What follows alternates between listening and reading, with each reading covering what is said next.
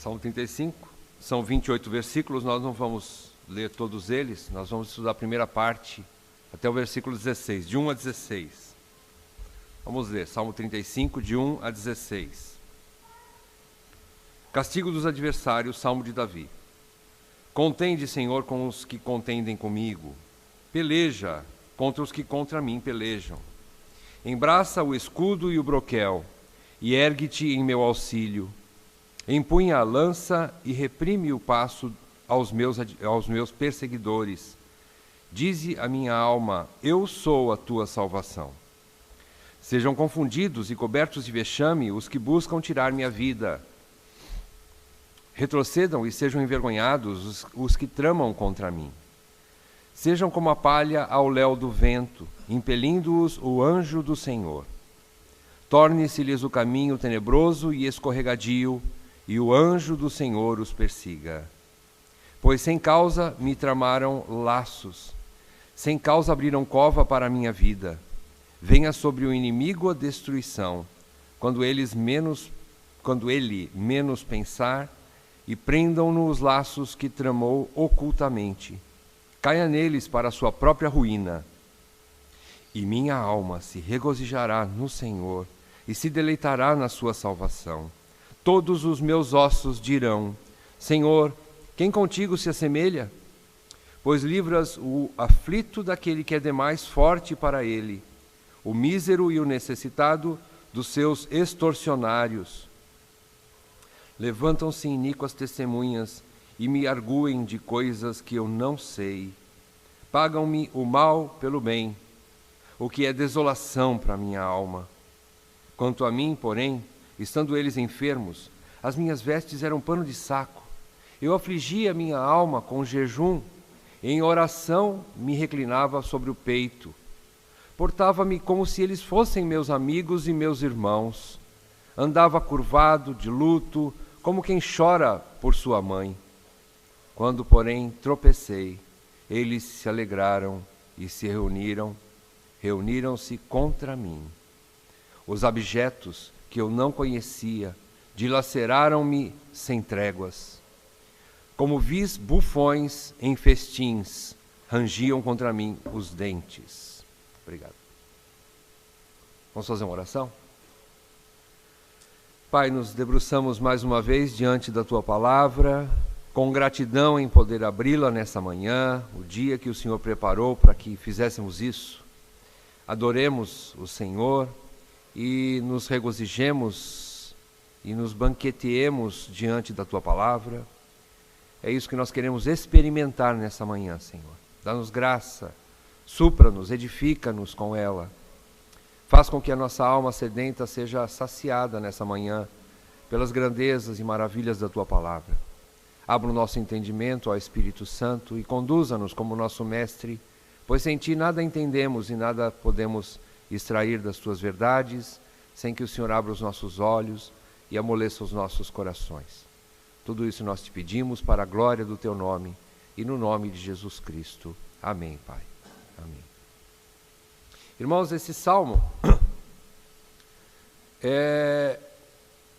Davi descreve agora nesse salmo, vocês estão percebendo que muitos salmos, às vezes eles têm, algum salmo tem um tema principal, mas vários deles têm alguma coisa que diz a respeito de perseguição, de luta, de vingança, de imprecação, e fala de adoração, mas também fala de perseguição, fala de dor, fala de sofrimento. Então está claro para nós que o livro de Salmos é um livro que fala para a nossa alma, é um livro que nos consola, nos ensina, nos exorta, muitas vezes nos disciplina, mas tudo isso para o bem dos eleitos de Deus.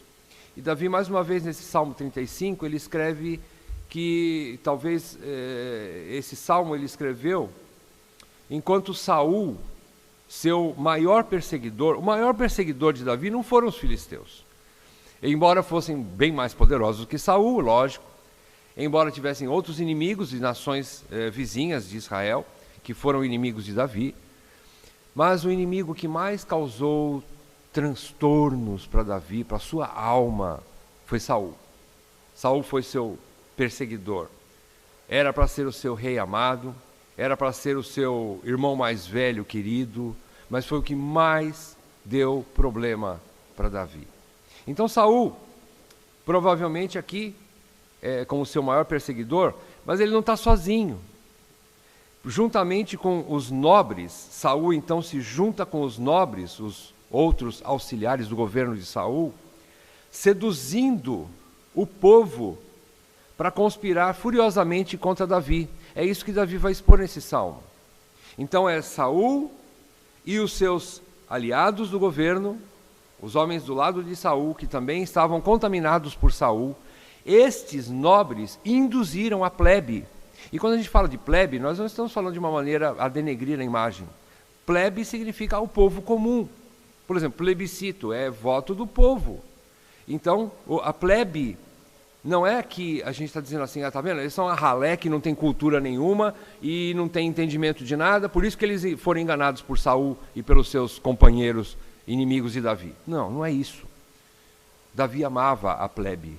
Davi amava como seus irmãos. Ele se colocava numa posição simples com os seus irmãos israelitas. Então Davi sente isso. E ele então ataca aqui os líderes desses que se rebelaram contra ele, que foram contra ele, que queriam destruí-lo. Mas esses líderes eram realmente os homens de coração duro, perversos, como Saul e os seus aliados, que lutavam contra Davi. Davi usa também uma linguagem jurídica na maior parte desse salmo, desejando, em primeiro lugar, em primeira instância, vamos tratar em forma jurídica, né? Na primeira instância, ele, em primeiro lugar, alegar a sua inocência perante Deus, pois em nada sua consciência o incriminava. Então, a primeira situação jurídica que a gente percebe, ele alega inocência perante Deus. Em segundo lugar, ele implora a Deus por livramento, invocando Deus como seu advogado. É interessante que Davi não se contenta em olhar para Deus como o juiz justo que seria favorável a ele, porque ele conhece o caráter do seu Deus e do seu juiz. Mais do que isso, o versículo 1 desse Salmo 35, ele diz: contende, Senhor, com os que contendem comigo. Na versão original, no original, seria assim: advoga, Senhor, a minha causa. É isso que Davi está falando aqui. Então ele usa esses termos jurídicos, né? E em terceiro lugar, aliás, ele usa esses termos de que Deus fosse o seu advogado, muito mais do que simplesmente o juiz, porque este advogado é como se o advogado comprasse a causa do seu cliente que está inocente na causa. É como se Deus fosse o advogado do lado dele, falando contra, defendendo ele dos seus inimigos. É mais do que simplesmente aquele que iria observar toda a causa, todos os argumentos, para depois decidir e dar o veredito, né? Era mais do que isso, aquele que estava do lado de Davi, acompanhando Davi, né? Invocando como seu advogado. E até mesmo porque os seus inimigos haviam sentenciado já Davi temerariamente à morte. Eles já tinham no coração dele: eu vou matar. Vocês se lembram de Saul, como é que foi, né? E aí os aliados de Saul também. E em terceiro lugar, depois disso, Davi afirma a sua inocência novamente, bem como a crueldade deles. Então a desproporcionalidade do ataque dos inimigos de Davi, agora então ele apela por vingança, por um castigo divino bem merecido sobre eles. Então tudo isso aqui a gente percebe nesse salmo. Finalmente nós vemos ao longo do salmo, e especialmente no final do salmo, que na verdade hoje nós não vamos chegar lá, nós vamos até o versículo 16 só, e vai ficar para a próxima semana, mas eu já vou adiantar que no final do salmo, você vê o compromisso de Davi em celebrar louvores a Deus, expressando gratidão, confiando na libertação infalível de Deus. A gente vai ver algumas coisas ao longo desses 16 primeiros versículos, mas no final a gente vai ver mais essa expressão de louvor, de gratidão e o porquê desse louvor de Davi. Então esse salmo tem como um de seus objetivos, não todos, mas eu creio que é um dos principais, objetivos do Salmo 35, é nos mostrar que, apesar de parecer morosa, a ação justa e perfeita do sumo juiz acontecerá de forma inevitável, coisa que todo crente justo realmente espera de um Deus justo. Simplesmente isso. Nós temos na nossa mente, e não só eu digo a respeito do crente, mas mesmo o ímpio sabe o que é certo e o que é errado, sabe o que é justo e sabe o que é injusto. Todo ser humano tem uma consciência que demonstra para ele o que é certo e o que é errado. Então, Deus inculcou isso porque Ele fez o homem à sua imagem e semelhança. E algumas coisas o homem morreu na queda, ou seja, perdeu muita coisa na queda. Mas a consciência do certo e do errado, o homem não perdeu. Porque foi exatamente do fruto que ele comeu, do bem e do mal. Ele sabe o que é bem e mal. Todo ser humano sabe. Então, por isso todos somos inculpáveis diante de Deus. Mesmo não tendo Deus, o homem sabe que ele está fazendo coisa errada. Todo ser humano sabe. Aqui então, nesse salmo, o homem espera o que é certo. O homem espera de Deus uma ação justa, uma ação até vingativa, uma ação que pune o erro, o pecado, de forma correta, justa e perfeita. Bom, nós vamos dividir esse primeiro bloco, esse primeiro trecho aqui, em 4 partes. A primeira parte a gente encontra dos versículos 1 até o versículo 3, os 3 primeiros versículos. Nessa primeira parte, a gente encontra o primeiro clamor de Davi, que Deus, ou seja, qual é esse primeiro clamor de Davi? Que Deus o defenda, ou seja, que Deus advogue a sua causa e castigue seus inimigos por meios conhecidos ou naturais. Nós vamos ver nesses 3 primeiros versos que esse primeiro clamor de Davi então, como eu já disse na introdução, ele pede que Deus advogue a sua causa e que haja usando instrumentos naturais. Você percebe que ele clama para que Deus tome o seu escudo, o seu broquel e a sua lança, como se Deus fosse um homem. E nós vamos entender por que Davi usa esses termos. A segunda parte desse primeiro trecho, você encontra aqui do versículo 4 ao versículo 8. Do versículo 4 ao versículo 8 existe então o segundo clamor de Davi. Qual é o segundo clamor de Davi? Que Deus prepare emboscadas e envergonhe seus inimigos por meios sobrenaturais. Parece que Davi começa a enxergar com um pouco mais, elevar um pouco mais seus olhos para Deus. A primeira instância ele fala assim, que Deus me defenda como um homem guerreiro, um homem de guerra. Homem de guerra é Jeová. O Senhor dos exércitos é conhecido no Velho Testamento. Então, ele fala na primeira instância assim. Na segunda instância, ele apela para os anjos. Ele vai falar sobre os anjos, do versículo 4 ao versículo 8. Esse é o segundo clamor de Davi. Na terceira parte, do versículo 9 e 10, só os 2 versículos 9 e 10, terceira parte, é uma reação de louvor e gratidão a Deus por seus atos de justiça esperados pelos justos inocentes.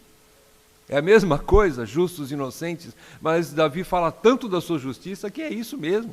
Ele se considera um homem justo, não justo totalmente, plenamente, inculpável, mas daquilo que estava sendo acusado, ele não era culpado. Mais uma vez nós voltamos àquilo que nós já estudamos sobre Davi. Em vários salmos, mais uma vez ele fala sobre isso. Para você ver que as provações que Tiago fala, agora a gente se reportando ao livro de Tiago que a gente está estudando, diz, o Tiago diz que tenham por motivo de toda alegria o passardes por várias provações. Nós não vamos passar por uma ou outra provação, mas são várias. Essa variante de provações é o que amadurece o crente. É importante a provação, por isso Tiago fala, alegrem-se com as provações, recebam-nas com alegria. É o que Davi expressa, Davi ao longo da sua vida ele mostra isso, mas parece que Davi está falando da mesma coisa que ele sofreu há alguns anos atrás. Não, são várias provações. Algumas, como o Hernandes Dias Lopes diz, algumas provações são rosinha, né? Cor de rosinha, bem clarinho assim, bem fácil, você tira de letra. Outras começam a ficar meio alaranjado, já te requer um pouco mais de atenção, já você sofre um pouco mais com ela. Outras começam a ficar meio amarronzadas, você já começa a ver que você precisa de ajuda. Sozinho você não consegue enfrentar porque a coisa está escurecendo, digamos assim. As provações são um pouco mais pesadas e um pouco mais difíceis. E tem algumas que são negras. E você prostra e fala assim, eu não consigo sair dessa, Senhor. Eu não tenho mais força, ânimo, sabedoria para resolver esse problema. Aí são as negras da vida. São as tribulações mais sérias. Assim diz o Hernandes Dias Lopes, né? Colorindo as várias provações, né? que nós passamos pela vida. Todas elas têm caráter didático, todas elas instruem, todas elas edificam, amadurecem o crente. Se o crente aprender a buscar sabedoria para reagir da maneira adequada, como nós vamos ver aqui Davi. Nós vamos ver como é que Davi reagiu diante dessa luta. Então vamos lá. Não falei da quarta parte ainda, né?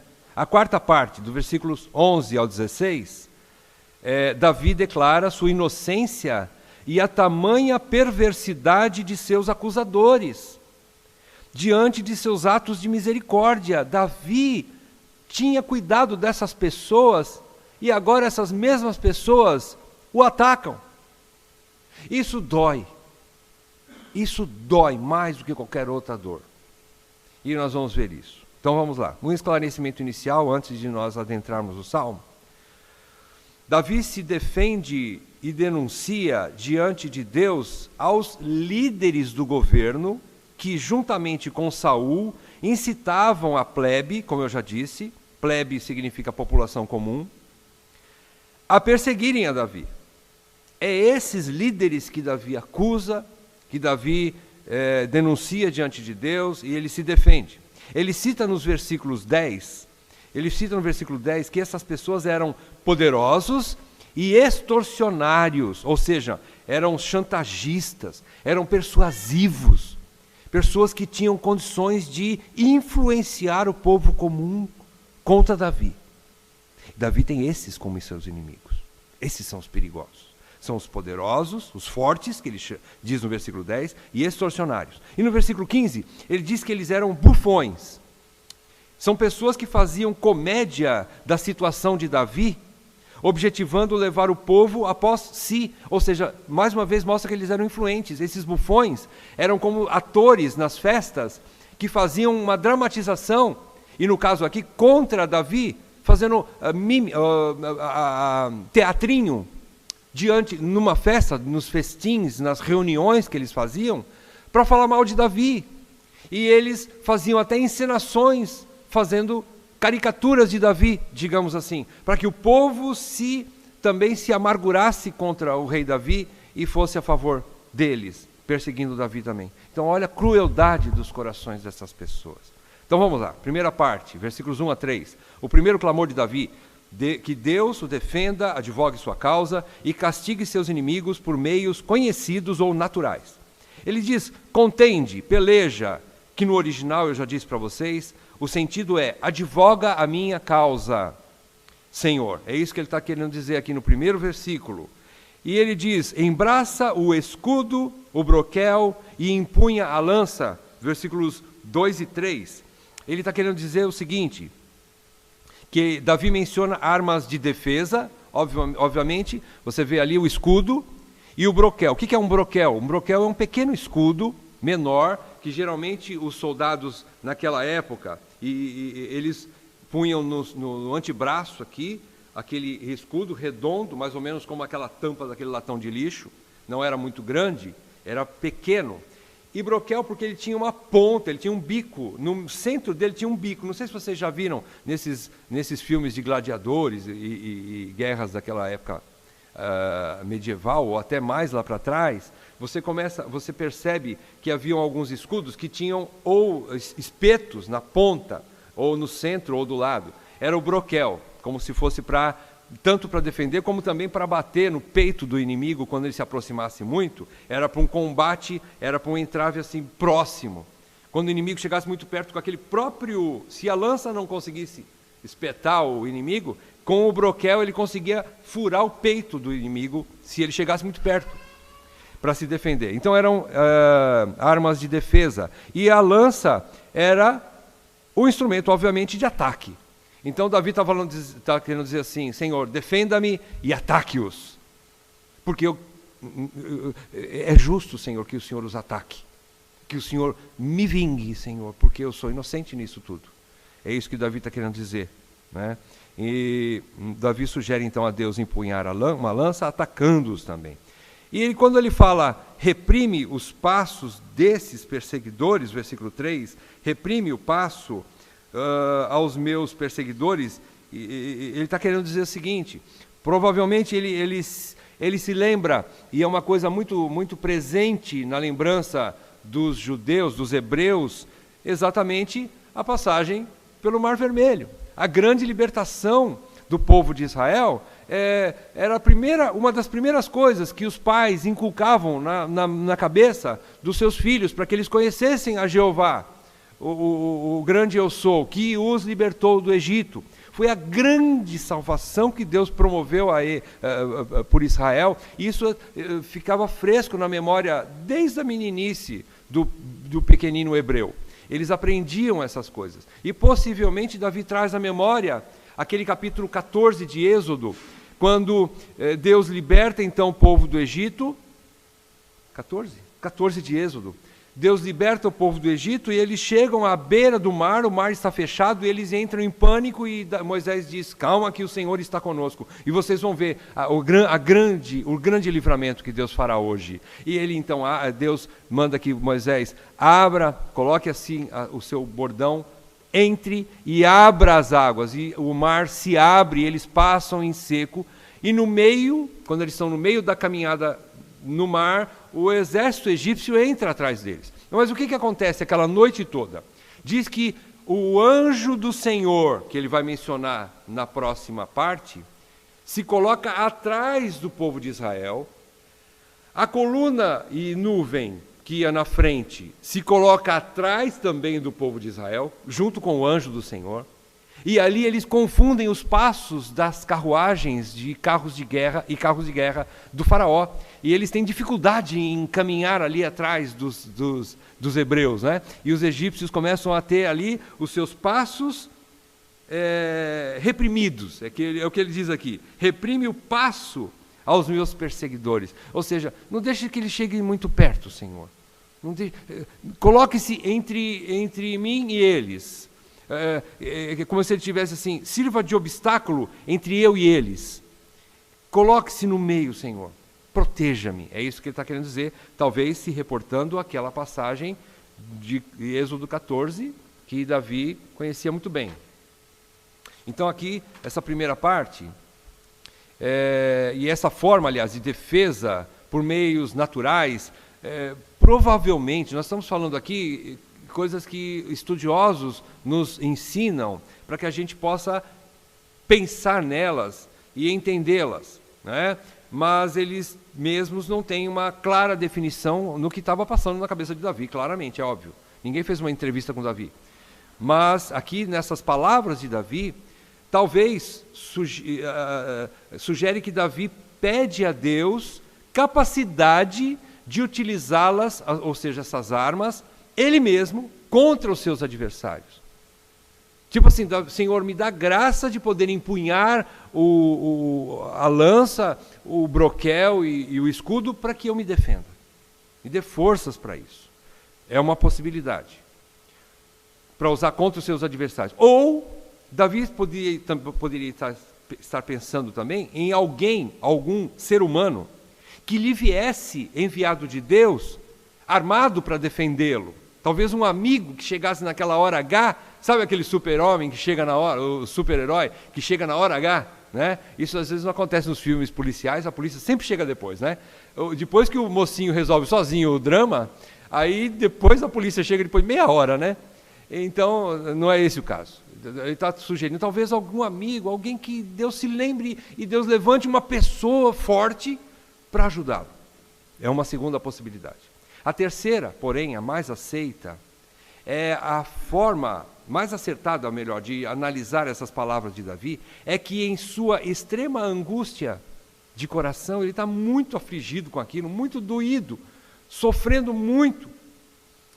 E pela fragilidade de seu discernimento, nesse caso de tanta dor, ele só pudesse olhar para Deus, seu último refúgio, para ele não tinha mais ninguém, como um homem de guerra armado. É essa, talvez, a possibilidade maior e melhor que a gente possa entender nesse caso. Para o consolo de sua própria alma, insensível ao secreto poder divino. Davi não conseguia olhar direito para Deus, digamos assim.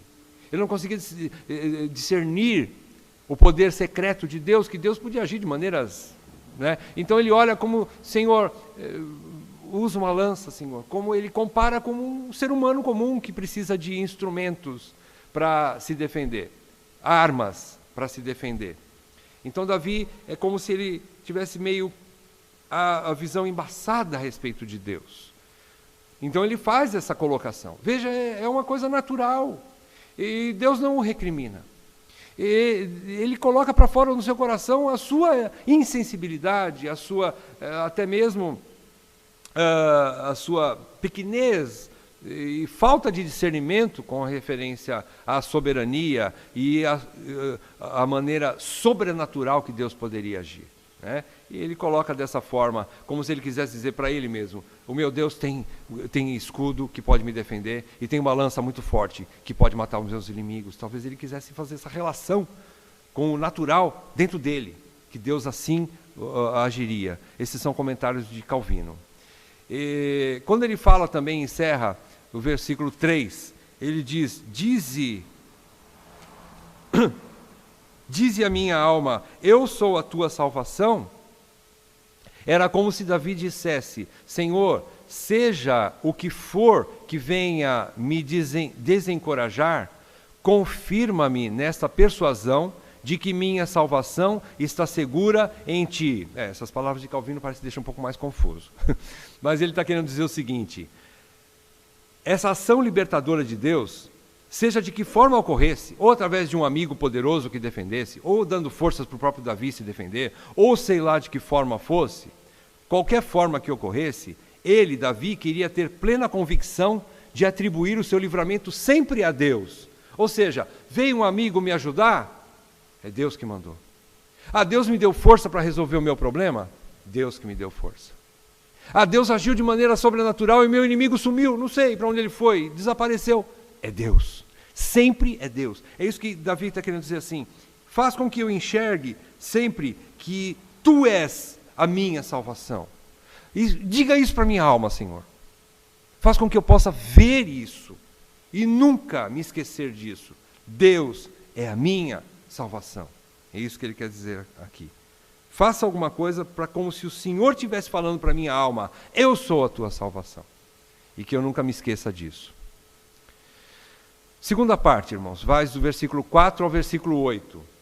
É o segundo clamor de Davi, que Deus prepare emboscadas e envergonhe seus inimigos por meios sobrenaturais. Então Davi agora apela, nesse segundo clamor, pela intervenção dos anjos. Percebam, ele diz no versículo 5, que sejam como a palha ao léu do vento, impelindo-os o anjo do Senhor. Torne-se-lhes o caminho tenebroso e escorregadio, e o anjo do Senhor os persiga. Talvez ele está de novo pensando naquela libertação lá do Egito, quando o anjo se colocou atrás do povo de Israel, entre o povo de Israel e o exército de Faraó, e fez o caminho escorregadio para os egípcios, né? Talvez é isso que ele está pensando. Agora ele pensa um pouco melhor, né? Ele começa a olhar para Deus, mas ainda pela intervenção dos anjos, né? E ele fala então dos anjos, né? Que é uma maneira sobrenatural de Deus, para confundir, espantar e envergonhar os seus inimigos. Mas tem uma outra passagem, que a gente precisa também relacionar com essa passagem aqui desse Salmo, e especialmente nesses 5 versículos, de 4 a 8, ele diz assim, você precisa buscar, lá em 1 Samuel, capítulo 16, do versículo 14 e 15, eu não vou ler, mas vocês podem conferir em casa, 1 Samuel, capítulo 16, 14 e 15, 1 Samuel, capítulo 18, versículos 10 e 11, e 1 Samuel, capítulo 19, versículo 9, o que é que você encontra lá? Você encontra que um espírito maligno da parte do Senhor veio atormentar a Saul, levando-o a crises mentais e pavores. Quem mandou esse espírito maligno da parte do Senhor? O Senhor, né? O Senhor mandou. Agora, João Calvino diz assim: Deus, pois, executa seus juízos pela instrumentalidade dos anjos maus e réprobos, ou seja, dos anjos caídos. Deus usa os anjos caídos, os demônios. Deus usa esses espíritos, né? Ou anjos, ou o que nós chamamos popularmente de demônios, né? Ele usa esses seres, mas Deus dá aos anjos eleitos a preeminência sobre eles. É como se os anjos do bem, digamos assim, né? A gente não usa o termo anjo da guarda, mas se você quiser usar, pode usar, não tem problema nenhum. Mas os anjos eleitos, os anjos que permanecem a serviço de Deus e dos seus eleitos, dos cristãos, dos crentes, esses anjos, eles têm preeminência, ou seja, eles são chefes dos anjos maus para fazer o serviço sujo. Eles mandam os espíritos malignos para fazer o serviço sujo. É interessante essa colocação de João Calvino, né? E eu respeito, porque são coisas grandes demais. Nós vamos fazer um tratado aqui sobre anjos, mas a gente pode entender algo que possivelmente seja isso mesmo. E Davi presenciou, aliás, Davi foi usado por Deus para ajudar Saul nas horas, nesses momentos. Foi por causa desses momentos que Saul contratou Davi para ser o seu tocador de harpa. Lembram-se? Davi tocava harpa diante de Saul para acalmar a sua alma, seu nervosismo, seu pavor, né? Então, provavelmente Davi com essa lembrança, ele está falando assim: usa os anjos, Senhor, para confundi-los, para envergonhá-los, para fazer com que eles caiam e sejam como a palha que não sabe para onde vai, ao léu do vento, né? E torne os seus caminhos escorregadios e tenebrosos. Possivelmente é isso que ele está lembrando.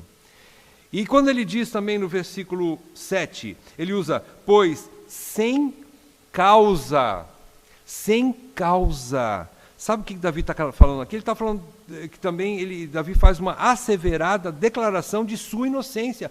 Ele está falando assim: sem causa, Senhor, eles estão me tramando laços, Senhor, eles estão fazendo escondido isso de mim, as minhas costas, eles estão fazendo isso traiçoeiramente, e isso, Senhor, é por causa disso que é uma perseguição tão injusta, porque não tem causa alguma, eu sou inocente, e ainda assim eles fazem isso de uma maneira tão traiçoeira, Senhor, que justifica o Senhor usar os mais poderosos anjos para pegar essa turma.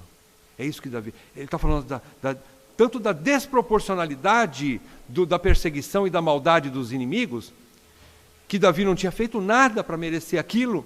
Então ele fala: Senhor, como eles estão fazendo de uma maneira tão pesada, pesa a tua mão sobre eles. Olha, esquece a lança, esquece o escudo e o broquel, manda um anjo, Senhor. Pesa de uma maneira mais firme ainda sobre eles. Irmãos, dá para você entender isso de um cristão? Pois é o que Davi faz aqui. Ele manda pesar de uma maneira assim, sobrenatural. Senhor, faz alguma coisa. Manda um espírito lá fazer como o Senhor fez com Saul. Manda um espírito para atormentar de uma maneira pesada. Que eles caiam em si, mas que eles sofram por causa dessa perseguição injusta. Meus irmãos, que pedido é esse? Que pedido é esse? Então é isso que ele faz aqui. Davi então faz essa defesa, essa declaração de sua inocência, justificando o seu pedido de elevado calibre diante dos seus inimigos. Manda um anjo, Senhor, né? Disponha daquilo que o Senhor tem de mais poderoso para atacar os meus inimigos, Senhor.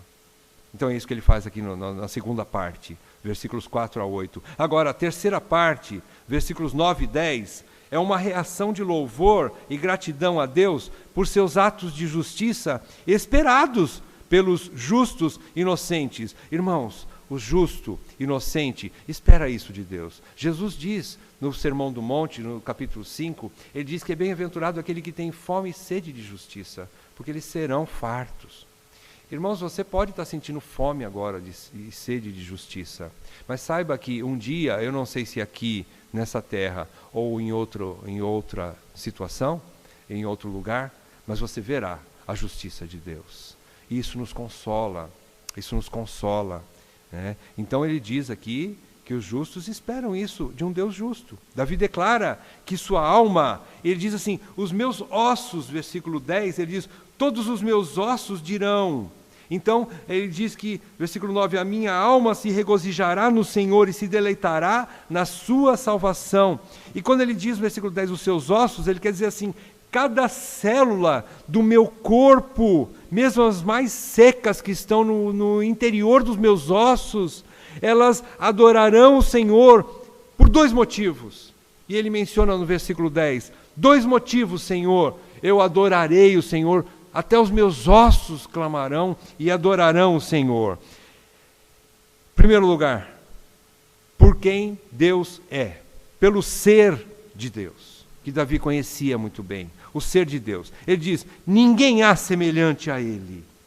Quem contigo se assemelha, Senhor? Então ele compara Deus com qualquer outro ser que ele conheça, que exista aqui na face da terra, e ele compara, e ele diz assim, não há ninguém semelhante a ti, Senhor. Tu és soberano, tu és Senhor, tu és Deus benevolente, tu és Deus misericordioso e justo. Então ninguém há semelhante a ti, Senhor. Então o ser de Deus é impressionante para Davi, e ele diz, é por causa disso, em primeiro lugar, que eu te adoro. É por causa disso que os meus ossos te adoram. Cada célula do meu organismo te adora. É por causa do seu caráter, da sua força, da sua sabedoria, da sua eternidade, da sua essência, ou melhor dizendo, enfim, de todos os seus atributos. É por causa disso que eu te adoro. Porque isso então requer um conhecimento de Deus. Isso nos coloca numa sinuca de bico, não é? Nos coloca em xeque. Como é que a gente consegue adorar o ser de Deus sem conhecer o ser de Deus? Nós precisamos conhecê-lo como Davi conhecia. Davi conhecia o ser de Deus. Então ele adorava pelo que ele conhecia do seu ser. E em segundo lugar ele diz, eu te adoro pelo que tu fazes, Senhor. Então Davi adora pelo que Deus faz, em segundo lugar. Ele diz, pois livras o aflito daquele que é mais forte do que ele, é demais forte para ele, e o mísero e o necessitado dos seus extorsionários. Então, Davi agora adora pelo que Deus faz. Ele salva o aflito e o necessitado das perseguições injustas. E quando ele menciona aqui 2 categorias dos perseguidores, ele fala dos fortes em primeiro lugar. Forte realmente está relacionado com poder físico, com força física. Aqueles que têm poderio físico. Então, em primeiro lugar, os fortes. Deus livra o justo dos fortes. Em segundo lugar, diz que ele os livra dos extorsionários. Quem são os extorsionários? Eu já falei, vou falar de novo, são os chantagistas. São aqueles que manipulam as pessoas contra o justo. E esses também estão na categoria daqueles que Deus livra os seus justos. São pessoas que têm poder persuasivo para manipular os outros inocentes e bobos que acabam caindo. Por isso que ele diz a plebe. Ele não está querendo dizer a plebe como pessoas ignorantes no sentido de serem com falta de cultura ou denegrindo a imagem dos seus irmãos hebreus ou israelitas. Mas ele fala da plebe como o povo comum que se deixou envolver pelos extorsionários, e Deus os livra. Então, nessa segunda parte aí, aliás, Apocalipse, eu vou ler para os irmãos, Apocalipse 15, versículos 3 e 4, se você quiser acompanhar comigo, tem uma passagem linda que diz sobre isso, está relacionada a essa situação. Ele diz no capítulo 15, versículos 3 e 4, e entoavam o cântico de Moisés, servo de Deus, e o cântico do Cordeiro, dizendo: grandes e admiráveis são as tuas obras, Senhor Deus Todo-Poderoso. Justos e verdadeiros são os teus caminhos, ó Rei das nações. Quem não temerá e não glorificará o teu nome, ó Senhor? Pois só tu és santo. Por isso, todas as nações virão e adorarão diante de ti. Por quê? Está a resposta aqui. Porque os teus atos de justiça se fizeram manifestos. Quando Deus manifesta os seus atos de justiça, o crente tem mais um motivo de adoração. Isso é lindo. Quando Deus age contra os inimigos do seu povo, isso incita a adoração também. Então vejam, Deus tem prazer em demonstrar os seus atos de justiça, não só para defender o seu povo, mas para que o seu povo o adore. O povo olhe para aquilo e fale: Deus é conosco, Deus é poderoso, Ele está acima dos fortes e dos extorsionários, e Ele então livra o seu povo, por isso nós o adoramos. Isso é o que Ele está querendo dizer aqui. Agora a quarta parte, última parte, encerrando esse trecho, do versículo 11 até o versículo 16, Davi declara a sua inocência novamente, hein? Davi declara a sua inocência e a tamanha perversidade de seus acusadores diante de seus atos de misericórdia. Vejam, versículo 11, ele já começa dizendo assim: levantam-se iníquas testemunhas e me arguem de coisas que eu não sei. Ele está querendo dizer: eu não fiz isso, Senhor, e o que eles estão me acusando, eu não sei nem do que eles estão falando. Isso aqui não é essas balelas que você vê na televisão, sobre esses políticos que estão presos, falam: não, eu não sei de nada disso, não, eu não fiz isso, não, isso não é meu, não, isso aí eu não sei nem do que eles estão falando. Não cola. Mas Davi, sim, o homem segundo o coração de Deus, ele dizia a verdade. E ele sabia que Deus amava a verdade no íntimo. Deus ama a verdade no íntimo. Então ele falava a verdade: Senhor, eu não sei do que eles estão falando. Eles me acusam de coisas que eu não sei. E ele dizendo isso, coisas que eu não sei. Então Davi começa essa sessão reafirmando sua inocência, com consciência limpa em relação às acusações dos seus adversários. É isso que ele está querendo dizer. Pelo menos disso que eles estão me acusando, Senhor, eu não sei do que eles estão falando. Eu posso ter outros pecados, eu sou culpado de outras coisas, mas disso aqui não. Como Saul perseguia, achando que Davi queria tomar o trono de Saul. Davi falando: Senhor, eu nunca quis fazer isso. Mas ele fez uma coisa: que o Senhor o julgue entre mim e ti, Senhor. Saul, que Deus seja o nosso juiz entre mim e ti. É o que ele está fazendo nesse salmo. Senhor, julga a minha causa, julga entre mim e o meu adversário. Versículos 12 a 14, Davi detalha a maneira benevolente que ele agiu para com esses próprios homens, que agora agem com ingratidão, pagando mal pelo bem. Ele diz no versículo 12: eles pagam-me o mal pelo bem. Olha as palavras que Davi, eu vou ter que ler de novo. O que é desolação para a minha alma. Ele diz: essa desolação para a minha alma é porque eu me lembro do bem que eu fiz para eles, da ajuda que eu dei para eles.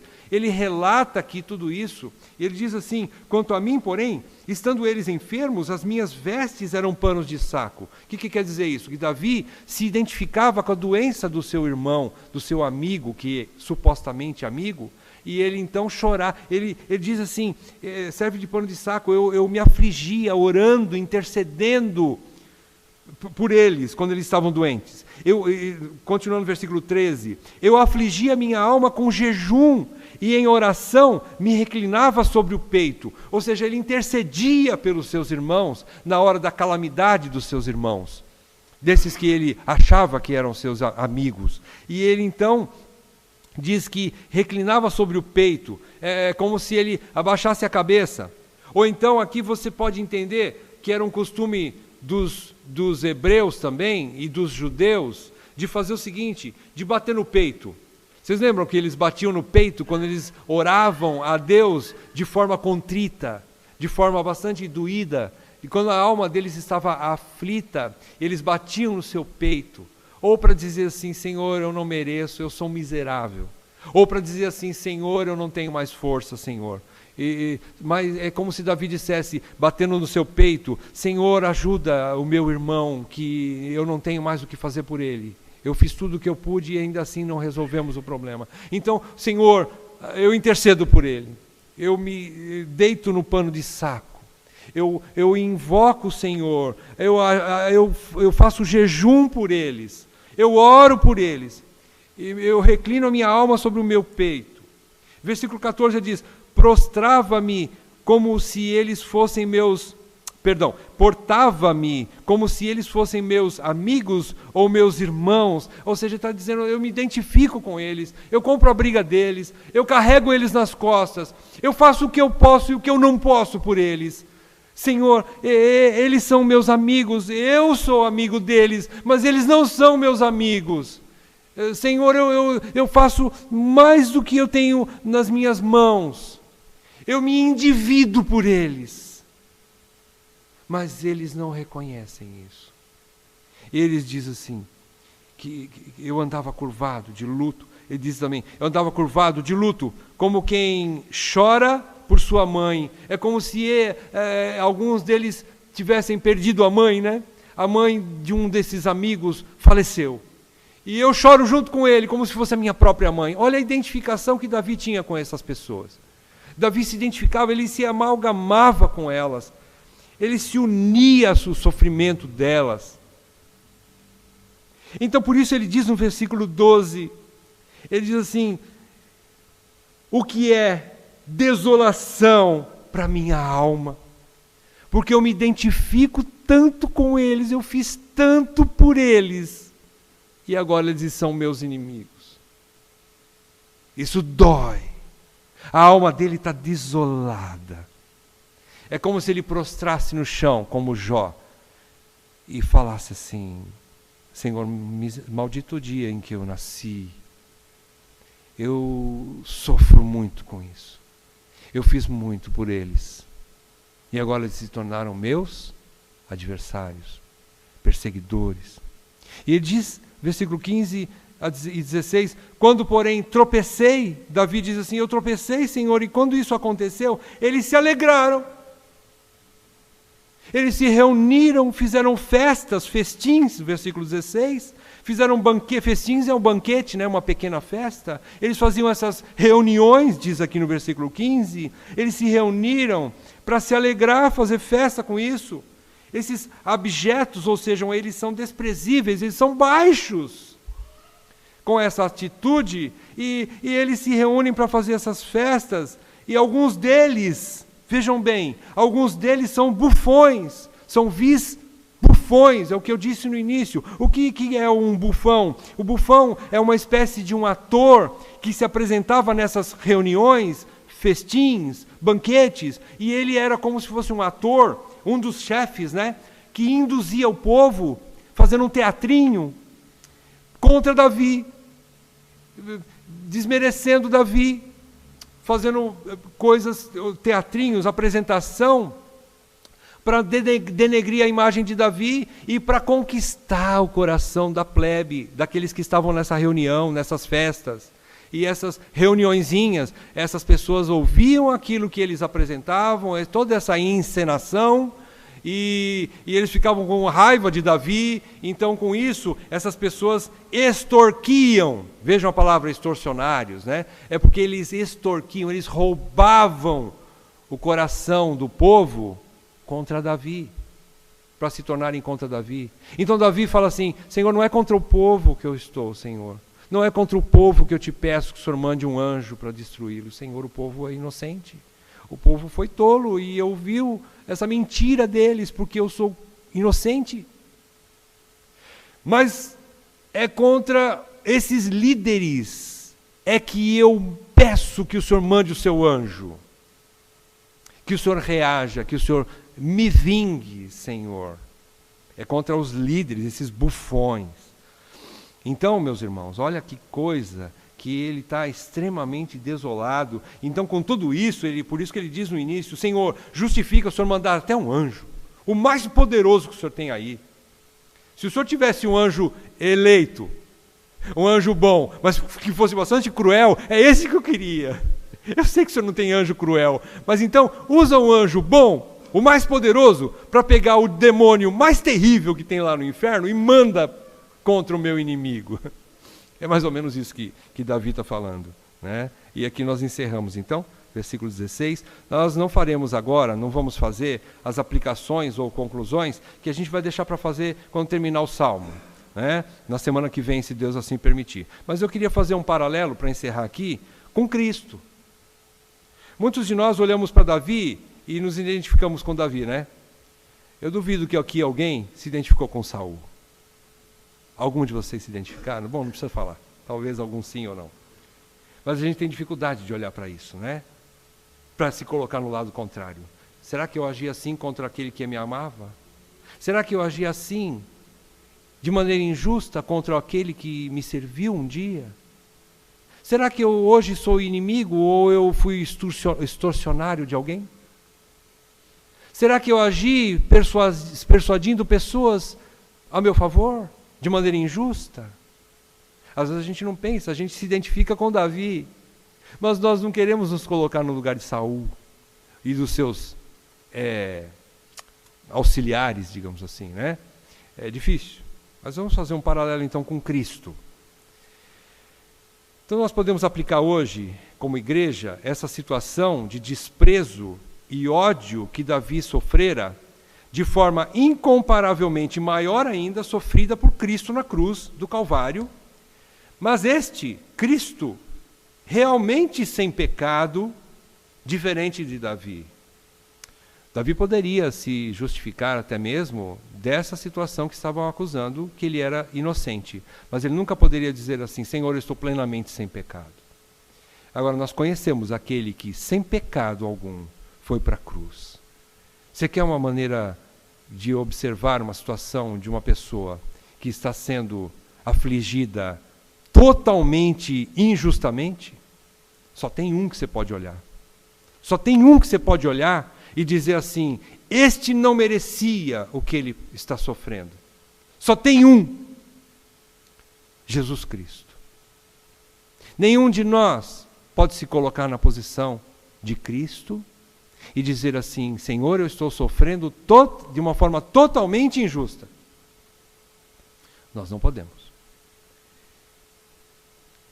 Além disso, nós é que éramos os seus perseguidores. A Bíblia diz que nós éramos inimigos, que depositamos sobre Cristo todos os nossos pecados, sendo amados incondicionalmente ao receber sua justiça imputada a nós. Nós vamos ler um texto daqui a pouco. O que eu quero dizer com isso? Eu quero dizer que parece que nós não tínhamos consciência que nós éramos inimigos de Deus, mas a Bíblia nos dá consciência agora que nós éramos seus inimigos. Nós éramos inimigos de Cristo. E mesmo sendo nós inimigos, Ele nos amou. Ele se entregou por nós e nos salvou. Então, eu estou fazendo um paralelo para a gente entender que houve um sofrimento sobremaneira maior do que o de Davi, que foi o de Cristo. E houve uma maneira totalmente diferente de reação em relação à de Davi, que foi a reação de Cristo. Qual foi a reação de Cristo? Cristo foi para o matadouro sem abrir a sua boca. Ele não reagiu. Ele foi como ovelha, e ovelha muda. Em Davi, vemos a reação normal humana diante das injustiças. Qual é a reação normal? E eu digo, irmãos, eu não estou incentivando isso, mas eu tenho que dizer para você, isso é legal diante de Deus. Legal no termo jurídico. Você pode clamar a Deus por vingança. Isso foi o que Davi fez. Agora, em Cristo, vemos a ação soberana, divina e impraticável por qualquer mortal. Qual foi essa reação? Eu já disse, ele foi para o matadouro, sem abrir a sua boca, para conceder perdão, salvação ou justificação para aqueles que não mereciam, que eram seus inimigos. Diferente de Davi. Fica aqui um alerta, meus irmãos, um alerta importantíssimo para nós. Como já sabemos, a vingança não é de todo reprovável diante de Deus, pois Deus mesmo vingará seu povo um dia. Deus é vingador, meus irmãos. E nós temos essa essência no nosso coração, criados à imagem e semelhança de Deus, nós também sentimos essa vontade de vingança. O problema é o seguinte: a vingança é condenável, ela é reprovável, quando nós mesmos a executamos com nossas próprias mãos, ao invés de entregar nas mãos de Deus, como fez Davi. Davi não levantou um dedo contra Saul, nem contra os seus perseguidores, no caso, especialmente de Saul. Vocês se lembram dos relatos? Com toda essa perseguição maldosa de Saul, Davi teve oportunidades de extirpar a vida de Saul da face da terra? Teve. E inclusive alguns dos seus soldados disseram para ele: está aí, ó rei, a sua oportunidade, a chance que Deus te deu de acabar com Saul. É só pegar a lança e enfiar nele, é só cortar o pescoço dele com a tua espada, ele está dormindo ali.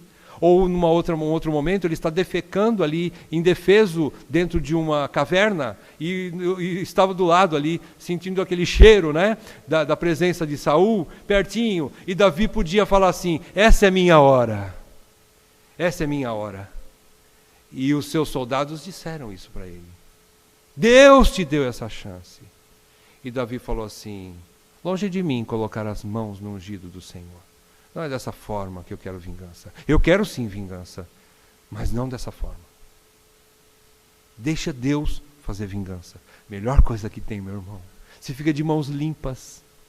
Tuas mãos não sujam por causa do sangue das pessoas. Deixa Deus fazer o trabalho. Entrega para Deus. É isso que eu queria dizer para você, encerrando. Obviamente a gente não tem muitas conclusões aqui, e nós vamos ter na semana que vem, se Deus assim permitir. Mas eu vou ler o último texto. Como eu disse, existe um texto que nos mostra a nossa situação. Capítulo 5 de Romanos, versículos 6 a 11, eu vou ler para os irmãos. Romanos 5, se você quiser acompanhar. A partir do versículo 6 até o versículo 11, diz assim: porque Cristo, quando nós ainda éramos fracos, morreu ao seu tempo pelos ímpios. Dificilmente alguém morreria por um justo, pois poderá ser que pelo bom alguém se anime a morrer. Ele está querendo dizer que homem não tem esse interesse, mesmo que a pessoa seja justa, mas é difícil achar um homem que interceda e morra por alguém. Difícil. Versículo 8. Mas Deus prova o seu próprio amor para conosco pelo fato de ter Cristo morrido por nós, sendo nós ainda pecadores. Ora, se não tem nenhum homem que quer morrer por um justo, quanto mais por um injusto pecador. Mas Cristo fez isso. Ele morreu por um pecador. Por pecadores, o melhor. Por injustos. O homem não morre nem por um justo, que dirá por um injusto. E foi o que Cristo fez. Morreu pelos injustos e pecadores. Versículo 9. Logo, muito mais agora, sendo justificados pelo seu sangue, seremos por ele salvos da ira. Porque se nós, quando inimigos, fomos reconciliados com Deus, mediante a morte do seu Filho, muito mais estando já reconciliados, seremos salvos pela sua vida. E não apenas isto, mas também nos gloriamos em Deus por nosso Senhor Jesus Cristo, por intermédio de quem recebemos agora a reconciliação. Eu quero deixar esse texto para que você faça uma aplicação também na sua vida a respeito da sua situação. Olhe sim para essa situação que você está sofrendo por uma perseguição, como Davi. Mas também analise bem. Quem sabe você também já não foi um Saul? Quem sabe também você já não foi inimigo? Pelo menos de Cristo, sim. Todos nós éramos seus inimigos. Todos nós éramos contrários a Deus. Não tinha um justo sequer. Nenhum. E Cristo morreu por nós. Com esses textos, aí a gente analisa e a gente pode dizer assim: Senhor, é justo que eu peça vingança? Sim, até onde eu posso ver é justo. Mas eu não quero fazer essa vingança. Julgue o Senhor entre mim e o meu inimigo. E outra coisa importante que eu quero dizer para vocês: Davi não tinha inimigos em seu coração. Os inimigos se fizeram inimigos contra Davi. Então, às vezes, a gente pede vingança contra as pessoas, mas como assim? Porque eles não estão fazendo o que eu quero, o que eu gosto, e a gente se coloca na posição de injusto, ou melhor, de justo, daquele que merece alguma coisa de Deus. Irmãos, analise a sua situação direito. Davi foi perseguido, de fato, por uma causa justa. Será que a minha causa é justa? Será que eu quero vingança de alguém, porque esse alguém não faz o que eu quero? Não é do meu jeito? Não age de forma que me agrade? E assim eu crio um inimigo aqui no meu coração? Não era esse o caso de Davi. Davi não tinha gerado esses inimigos em seu coração.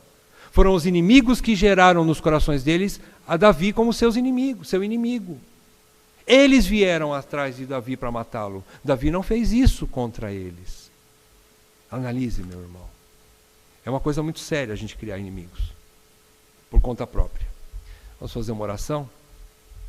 Ó Deus, nós te louvamos pela tua palavra, ainda que textos complexos como esse, Senhor, que eles nos deixam realmente atônitos diante dessa situação que Davi passava. Mas, Senhor, nós cremos que a tua palavra, ela veio para nos instruir.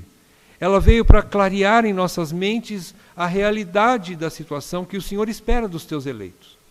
Como também veio para trazer revelação e clareza às nossas almas do que nós, como crentes no Senhor, podemos esperar de ti, que és um Deus justo.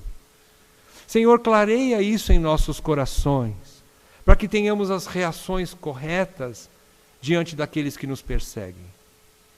Ó Senhor, ajuda-nos a entender a situação, a crermos que Tu estás conosco, que andando de maneira justa aos Teus olhos, nós seremos protegidos, nós seremos salvos pelo Senhor, o Senhor será advogado na nossa causa e será o juiz que nos livrará da condenação. Senhor, faz-nos crer nisso, para que tenhamos maturidade de reagir da maneira correta, que glorifique o Teu nome. É o que nós te pedimos, com esperança no poder do Teu Espírito e da Tua palavra, no nosso homem interior.